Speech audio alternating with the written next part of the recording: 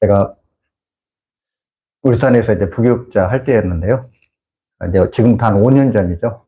5년 전에 우리 아이들이 어렸습니다. 그래서 이제 시원이가 초등학교 2학년이에요. 2학년. 1학년인가요? 네. 1학년이었던 것 같습니다. 그리고 우리 온유가 한 6살이었던 것 같습니다. 그래가지고 이제 갔는데, 이제 애들이 어리잖아요. 그래서 제가 이제 거기 이제 거의 저희 사택에서 가까웠거든요. 그래가지고 저희 아이들을 데리고 이제 애들을 이제 등교를 시켜주는 거예요. 이제 그 온유가 이제 그때 이제 유치원생이었으니까요. 병설 유치원 다녔으니까 하여튼 우리 시원이 온유를 데리고 제가 이제 그 학교를 갔습니다. 근데 이제 어느 날인가 이제 겨울이었는데 졸업 시즌이었어요. 졸업 시즌. 그래가지고 이제 초등학교에서 이제 그 6학년들 졸업생들을 위해서 졸업 축하 현수막을 걸어놨더라고요. 그래서 제가 한번 읽어봤습니다. 그랬더니 졸업 현수막이 뭐라고 써있냐면, 졸업 축하해. 앞으로 걸어갈 너의 꽃길을 응원할게. 학교에서 졸업생들을 위해서 졸업 축하해. 앞으로 걸어갈 너의 꽃길을 응원할게. 이렇게 써있더라고요. 그래가지고 딱 저걸 보는데, 아, 근데 우리의 삶이 꽃길이 다 아니잖아요. 그죠? 근데 이제 애들이 초등학교 마치고 이제 중학교, 고등학교 가면 이제 고생길인데, 이제 중학교 가면 이제 고생길 시작되는 거잖아요. 근데, 왜 꽃길을 응원할게. 참, 그게 좀 현실과 안 맞다라는 생각이 듭니다. 그죠? 근데, 여러분, 우리 그리스도인들에게, 물론 가시밭길이 있습니다. 그죠? 우리 그리스도인들이 사는 삶이 꼭 꽃길만 아니겠죠. 가시밭길도 있습니다. 그런데 여러분, 우리가 딱 천국에 들어가는 순간, 영원하신 그 하나님 나라에 들어가는 순간, 아마 우리를 위해서 현수막이 있을 것 같습니다. 꽃길에 오신 여러분을 환영합니다. 그렇지 않을까요? 꽃길에 오신 여러분을 환영합니다. 그런 현수막이 아마 걸려있을 것 같습니다. 그렇죠? 여러분, 우리가 죄인입니다. 죄로 말미암아서 영벌을 받아야 됩니다. 우리가 정말 평생, 아니, 우리가 영원히 가시밭길을 가야 됩니다. 근데 여러분, 영원히 가시밭길을 가야 할 우리 죄인들이 우리가 영원한 꽃길을 가게 되었다라는 거죠. 여러분, 이것이 어떻게 가능한 것입니까? 네, 바로 주님께서 우리가 가야 할 그 가시밭길, 그죠?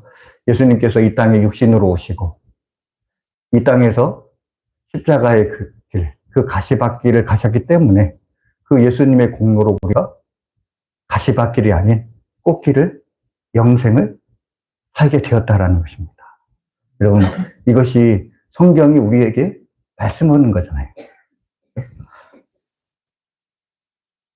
오늘 모압 여인, 이방 여인이죠. 이방 여인 룻이 이제 그 룻기는 이 이방 여인 룻에 관한 이야기입니다. 이 모압 여인 룻이 이제 하나님의 택하심을 받습니다.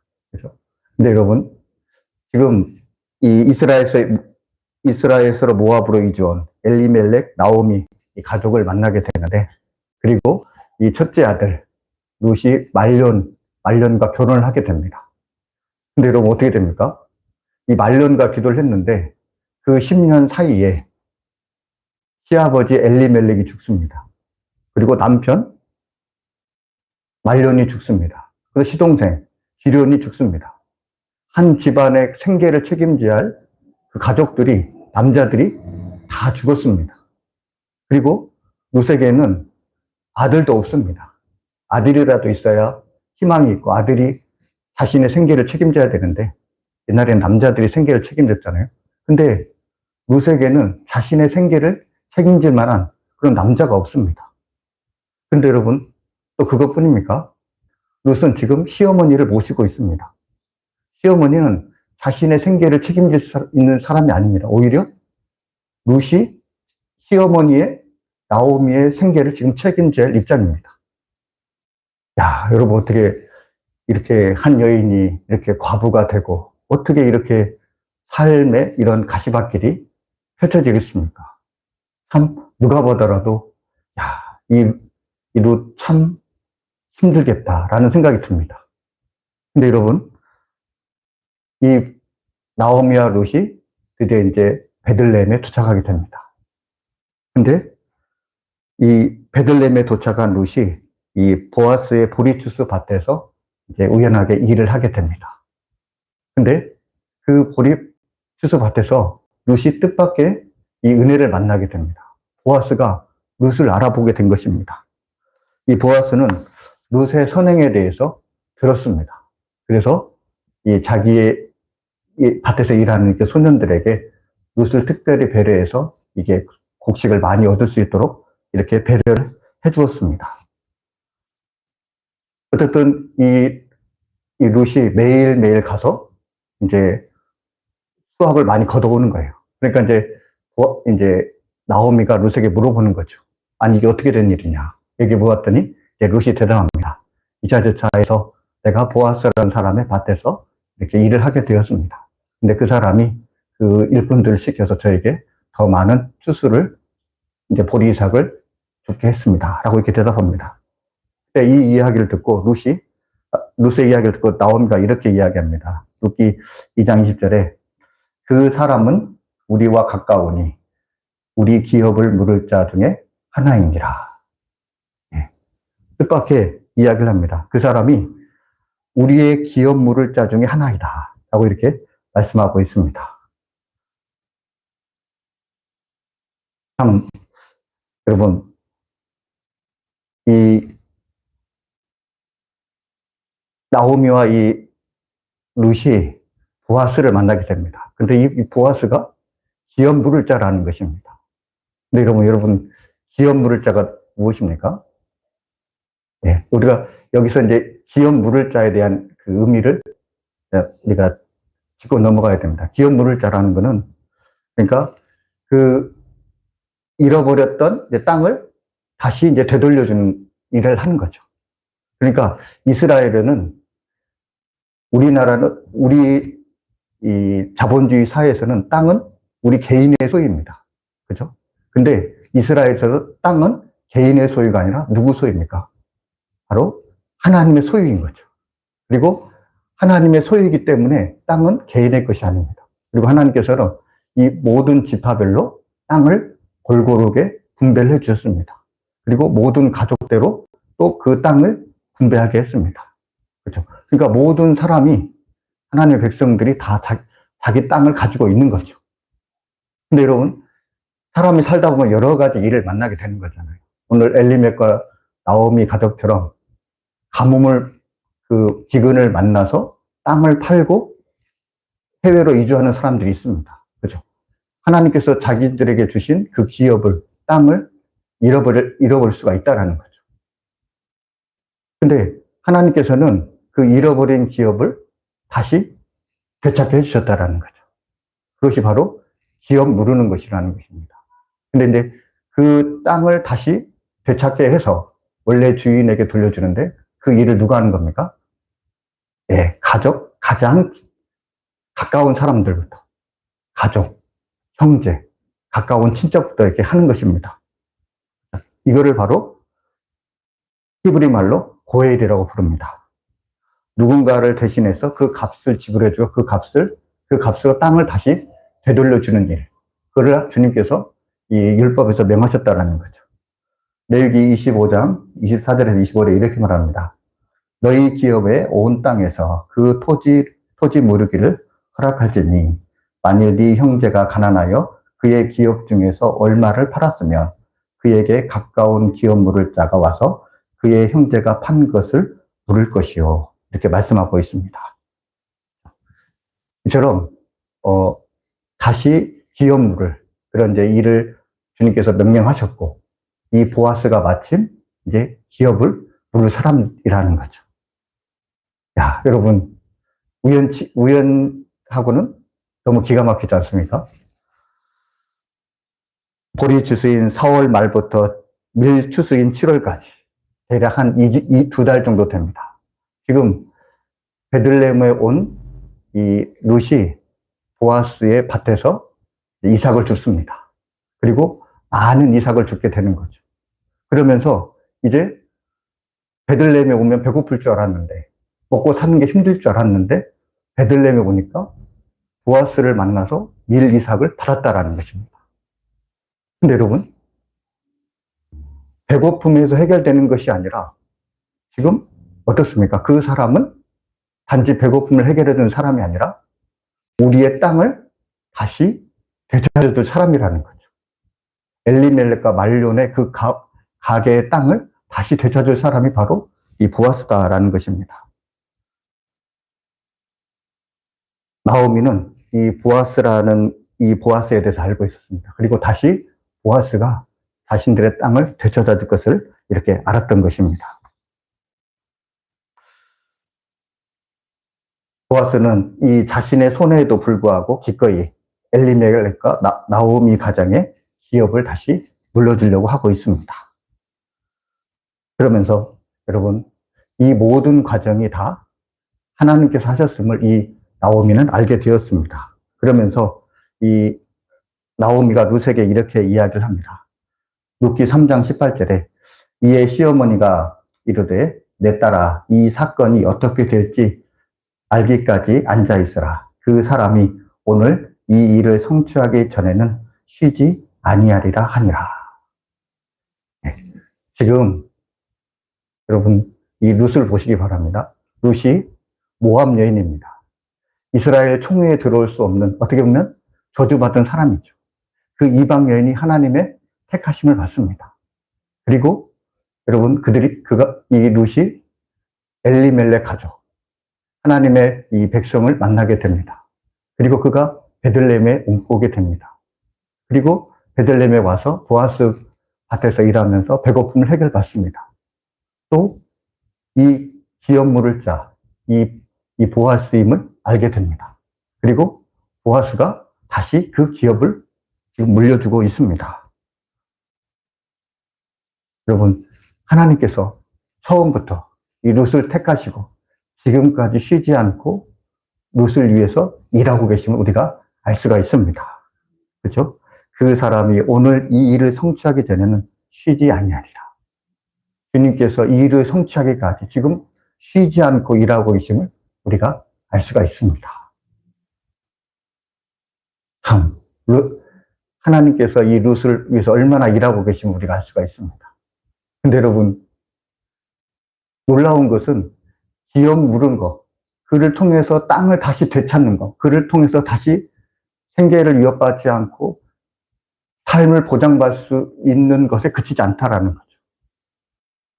우리가 생각하는 것, 그 이상의 하나님께서 예수를 통해서 일하셨습니다. 마태복음 1장 5, 6절에 이렇게 말씀합니다. 살몬은 라합에게서 보아스를 낳고, 보아스는 룻에게서 오벳을 낳고, 오벳은 이새를 낳고, 이새는 다윗의 상을 낳으니라. 여러분, 하나님께서 룻을 택하신 것은 그냥 단지 그 룻이 그냥 베들레헴에 이사 와서 그냥 잘 먹고 잘 사는 그런 정도가 아니라는 거죠.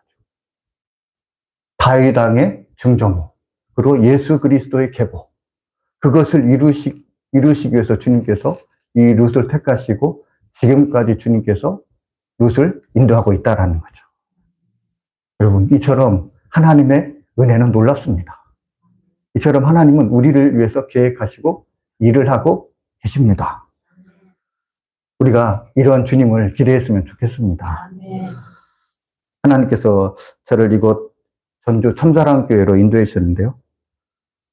저는 이곳에 오게 된 것이 룻이 베들레헴에 온 것처럼 저는 주님의 섭리 가운데 오게 되었으면 저는 믿습니다. 그리고 저는 이제 주님을 기대하게 되었습니다. 주님께서 어떤 일을 하실까?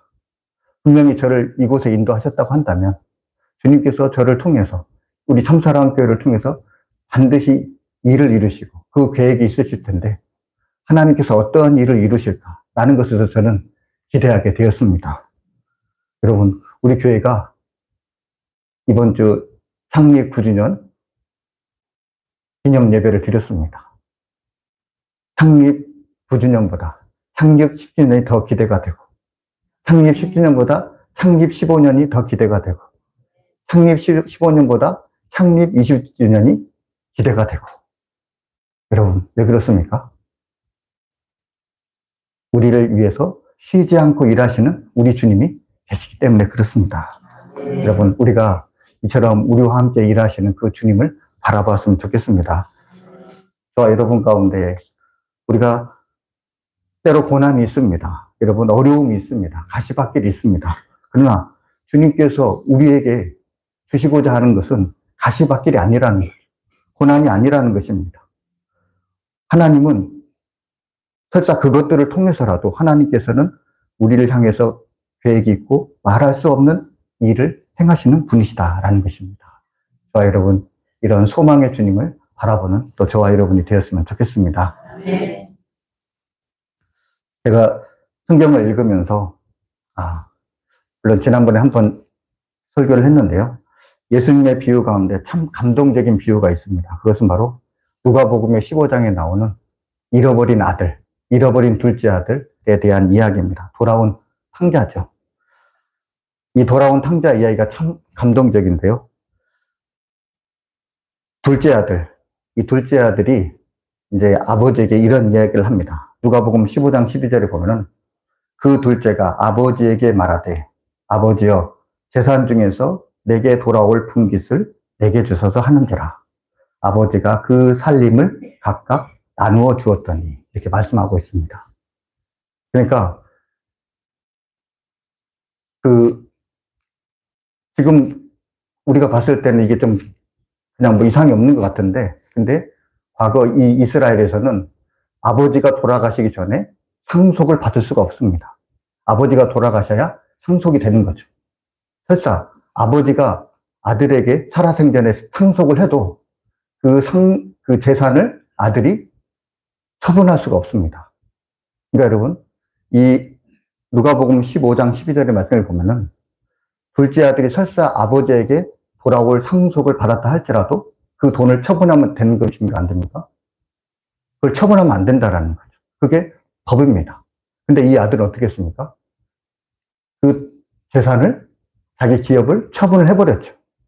그리고 엘리멜렉과 나오미 가족처럼 이제 멀리 가버렸잖아요. 이제 가버렸습니다. 그리고 그곳에서 이제 아들은 극심한 기근을 만나게 되는 거죠. 그래서 다시 아버지를 생각하게 됩니다. 그리고 이제 아버지께로 돌아가기로 작정을 하게 됩니다. 근데 여러분, 그때 아버지가 어떻게 합니까? 아버지가 그 아들을 보고 불쌍히 여겨 달려가 목을 안고 입을 맞추었다. 이렇게 기록되어 있습니다. 그 멀리서 오고 있는 그 아들을 향해서 달려가서 안고 입을 맞췄다라는 것은 단순히 환영의 의미를 떠나서 이 아들의 죄를 용서한다라는 그 용서의 의미가 있다라는 거죠. 그러면서 이 둘째 아들을 자기 집으로 돌아오게 합니다.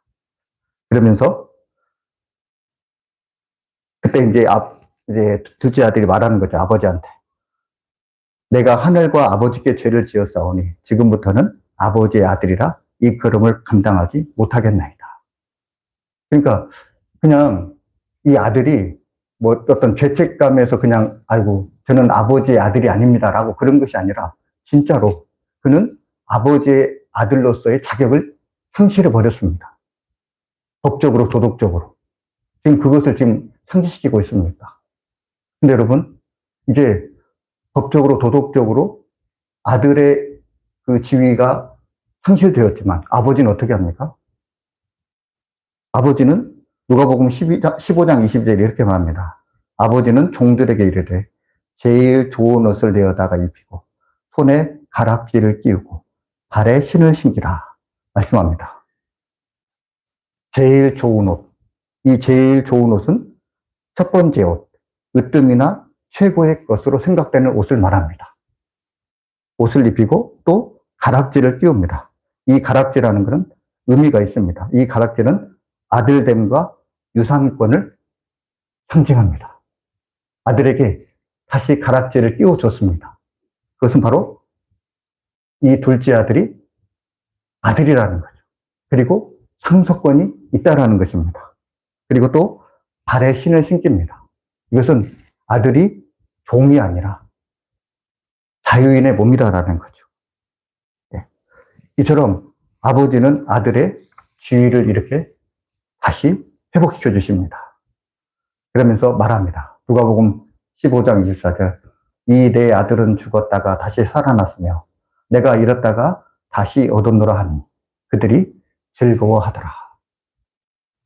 많은 사람들을 다 초청해 놓고 그 초청된 사람들 앞에서 다시 그 아들이 지위가 회복되었음을 그 사람들 앞에 지금 아버지는 그를 나타내고 있다라는 거죠.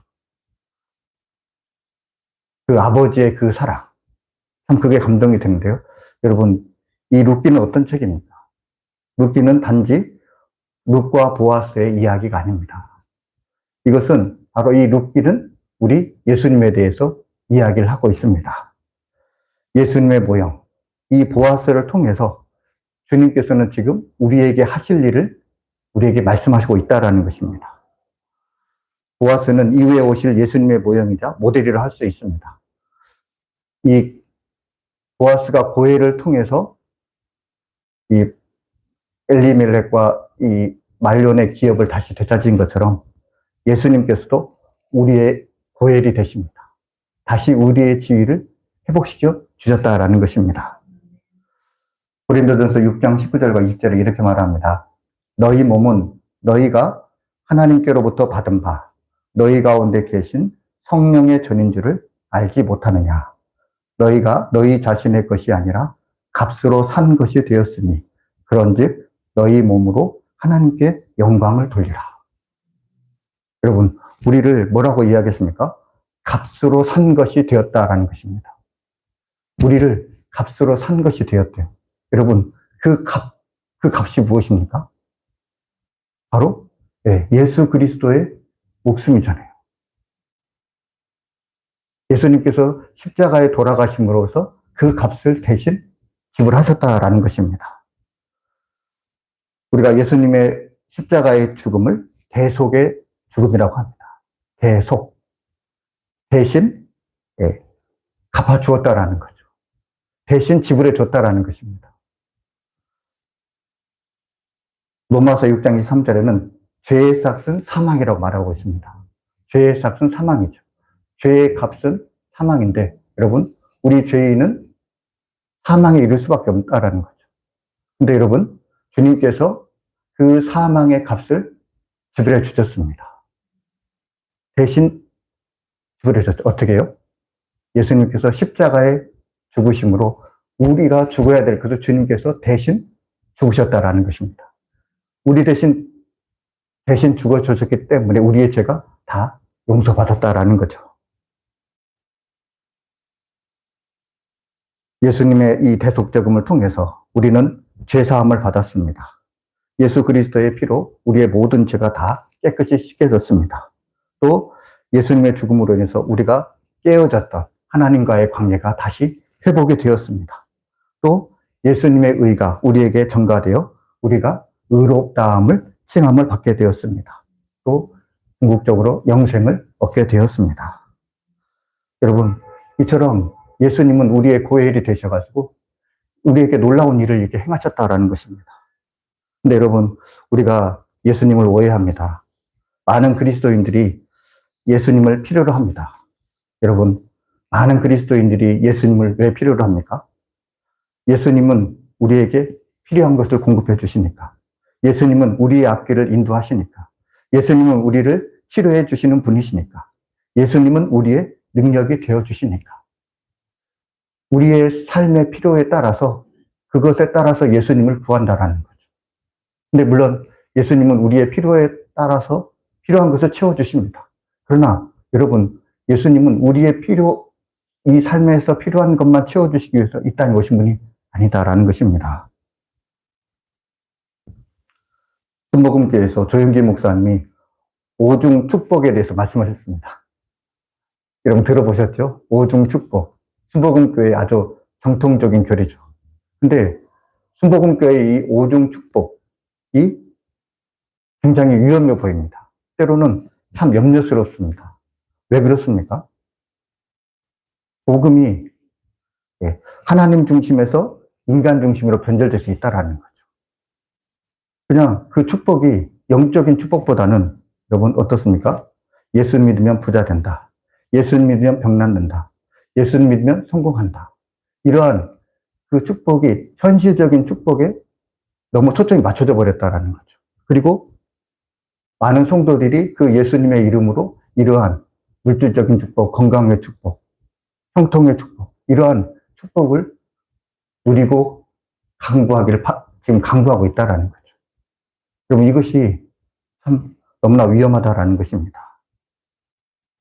예수님께서 오병이어의 표적을 보이신 후에 많은 사람들이 예수님을 쫓습니다.